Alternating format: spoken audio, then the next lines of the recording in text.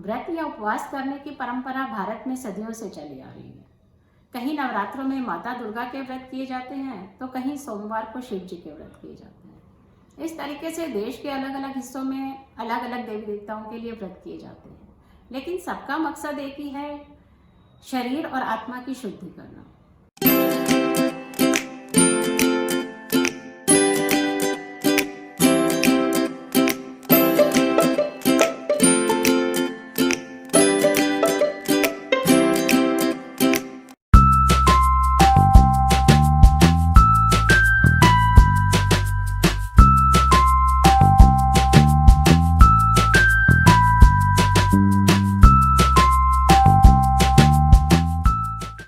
Hello friends, मैं Ranjana बुतोड़िया kinetic energy में आपका स्वागत करती हूँ।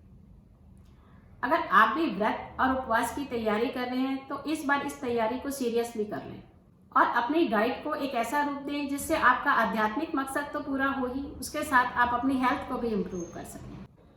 हम व्रतों में ईश्वर की पूजा उपासना करते हैं और हल्का फुल्का खाना खाकर व्रत करते हैं।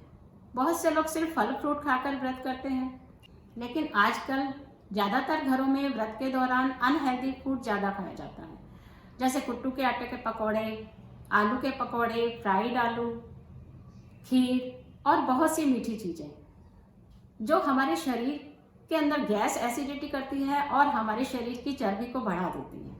तो आज मैं आपके सामने एक ऐसा डाइट प्लान लेके आई हूँ जो व्रत करते हुए हम अपनी बॉडी को डिटॉक्सिफाई कर सकते हैं। आज इस वीडियो में हम बात करेंगे एक ऐसे डिटॉक्सिफाइड डाइट प्लान की जिससे हम अपने शरीर के अंदर जमा गंदगी को व्रतों के दौरान आराम से बाहर निकाल सकते हैं। इसके साथ ही एक्यूप्रेशर का एक ऐसा बेस्ट पॉइंट यूज़ करना मैं आपको बताऊंगी जिसमें आप व्रत में जो एसिडिटी, गैस, वॉमिटिंग, हेडेक हो जाता है उसके लिए यूज़ करना मैं आपको बताऊंगी।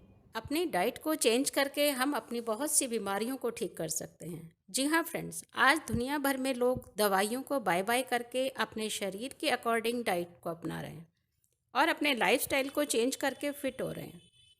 बहुत से लोग ऐसा कहते हैं कि हम तो बहुत ही हेल्दी खाना खाते हैं, फ्रूट जूस, ड्राई फ्रूट सभी कुछ खाते हैं, लेकिन हमारे शरीर को लगता ही नहीं। बहुत से पेरेंट्स ऐसी शिकायत करते हैं कि हम अपने बच्चे को बहुत सी पौष्टिक चीज़ें खिलाते हैं, सारा दिन दूध, दही, पनीर, फ्रूट, जूस सब कुछ खिलाते हैं, फिर भी वह हमेशा बीमार सा दिखता है। कभी उसका गला खराब हो जाता है तो कभी बुखार तो कभी कहीं दर्द। तो जानिए क्या कारण है कि खाया पिया शरीर को नहीं लगता। इसकी वजह है हमारे शरीर में जमी गंदगी। एक बहुत ही कॉमन एग्जाम्पल मैं आपको समझाती हूँ। देखिए, अगर हमारे कमरे में गंदगी भरी रहेगी तो क्या आप उसमें अच्छा और नया सामान रख सकते हैं? नहीं। जब तक हम अपने कमरे से गंदगी को नहीं हटाएंगे, सभी अच्छी चीज़ें बेकार हैं। इसी तरह हमें अपने शरीर में जमा हुए टॉक्सिन को भी बाहर निकालना है।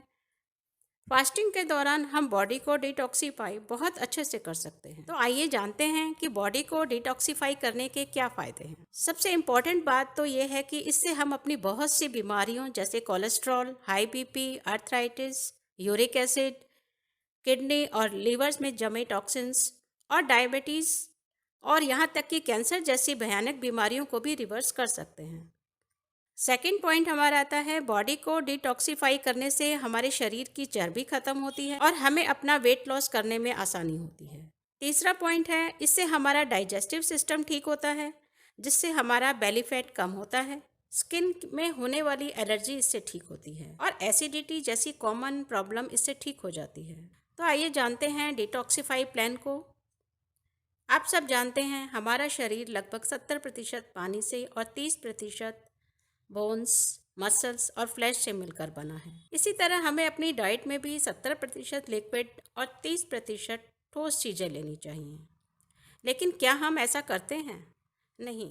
हम में से ज़्यादातर लोग लेते हैं 30% लिक्विड और 70% बाकी चीज़ें, जैसे अनाज, दालें, सब्जियां और बाज़ार के प्रोडक्ट्स जैसे पिज़्ज़ा, बर्गर, नमकीन और बहुत सी चीज़ें जो हम दिन भर खाते हैं। इसका नतीजा यह होता है फ्रेंड्स कि हम जो खाते हैं मैदे वाली चीज़ें, वो शरीर में डाइजेस्ट नहीं हो पाती और वेस्ट प्रोडक्ट जमा होते रहते हैं। आइए देखते हैं डिटॉक्सिफाई प्लान को। सबसे पहले सुबह 7 बजे 2 गिलास गुनगुने पानी लें। 8 बजे 1 गिलास नींबू पानी। 9 बजे ऐश गार्ड जूस लें। अगर आपको सफ़ेद पेठा नहीं मिलता है तो आप येलो पेठे का भी जूस बना सकते हैं। 2 घंटे आपने कुछ नहीं खाना है। 11 बजे दूध, एप्पल और चिया सीड मिलाकर स्मूदी बना लें। 1 बजे सैलेड लेना है। इसमें खीरा, टमाटर, गाजर, चुकंदर और इसमें पनीर ज़रूर लें। उसमें सेंधा नमक और नींबू मिला लें।